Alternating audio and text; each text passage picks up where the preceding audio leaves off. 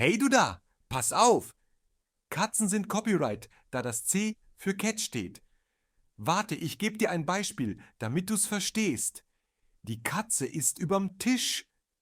Die Katze ist unterm Tisch. Die Katze ist rechts vom Tisch. Die Katze ist links vom Tisch. Die Katze ist im Tisch. Die Katze isst den Tisch. Die Katze isst der Tisch. Die Katze fliegt im Raum herum, während sie Tisch isst.